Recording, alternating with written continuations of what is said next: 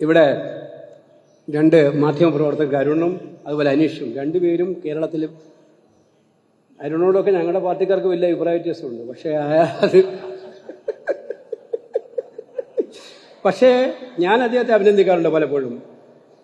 കാരണം ഒരു ഇൻവോൾവ്മെൻറ്റോടുകൂടി ഞാൻ നേരത്തെ ചോദിച്ചു, തൻ്റെ ജോലി വളരെ സിൻസിയറായിട്ട് ആത്മാർത്ഥതയോട് ചെയ്യാൻ ശ്രമിക്കുന്ന ഒരു മാധ്യമപ്രവർത്തകർക്ക് ഇപ്പോൾ വലിയ ജോലിയുണ്ട്, വലിയ റോളുണ്ട് മാധ്യമരംഗത്തിന്. അതും കൂടെ പറഞ്ഞുകൊണ്ട് ഞാൻ അവസാനിപ്പിക്കുകയാണ്. ഫോർത്ത് എസ്റ്റേറ്റ് നമ്മൾ വിളിക്കാറുള്ളത്. അനീഷിനും അവർക്കൊക്കെയുള്ള ജോലി എന്താണ്? ഞാൻ നേരത്തെ സൂചിപ്പിച്ചത് തന്നെയാണ്. തെറ്റെവിടെ കണ്ടാലും ചൂണ്ടിക്കാണിക്കുക. ഞാൻ ചെയ്താലും നിങ്ങൾ ചെയ്താലും ആര് ചെയ്താലും. പക്ഷെ ഇന്ന് അതാണോ മാധ്യമപ്രവർത്തനം എന്ന് ചോദിക്കുന്ന കാലത്താണ് നമ്മൾ നിൽക്കുന്നത്. പ്രത്യേകിച്ച് ദേശീയ മാധ്യമങ്ങളുടെയൊക്കെ രാത്രി ചർച്ചകളൊക്കെ നമ്മൾ കണ്ടാൽ വിദ്വേഷത്തിന്റെയും പകയുടെയും പിന്നെ പരന്ന് വിതറിക്കൊണ്ടിരിക്കുകയാണ്. അവിടെ ഒറ്റ മന്ത്രം.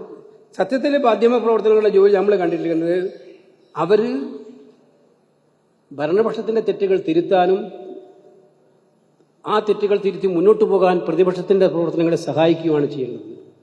പക്ഷേ ഇന്ന് കാണുന്ന, ഞാൻ വെർണാക്കുലർ മാധ്യമങ്ങളെക്കുറിച്ച് അത്ര പറയുന്നില്ല, ദേശീയ മാധ്യമങ്ങളിലൊക്കെ നമ്മൾ കണ്ടുകൊണ്ടിരിക്കുന്നത് കേവലം ടാർഗറ്റഡ് ആയിട്ടുള്ള ജേർണലിസം മാത്രമാണ്. അപ്പോൾ അനീഷ് മാതൃഭൂമിയിലാണ് എത്രയോ വർഷങ്ങളായിട്ട് അനീഷ് നമുക്കറിയാം.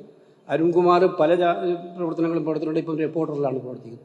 അപ്പോൾ അവരുടെയൊക്കെ സേവനം നമ്മുടെ പ്രയാസങ്ങളിൽ, പ്രശ്നങ്ങളിൽ നമുക്ക് മുന്നോട്ട് കൊണ്ടുപോകാൻ നല്ല ശക്തിയായി അവരുടെ സാന്നിധ്യവും അവരുടെ നിലപാടുകളും സഹായിക്കുന്നുണ്ടെന്ന് പറയാം. മറ്റ് അവാർഡ് ജേതാക്കന്മാരെയെല്ലാം ഞാൻ അഭിനന്ദിക്കുന്നു.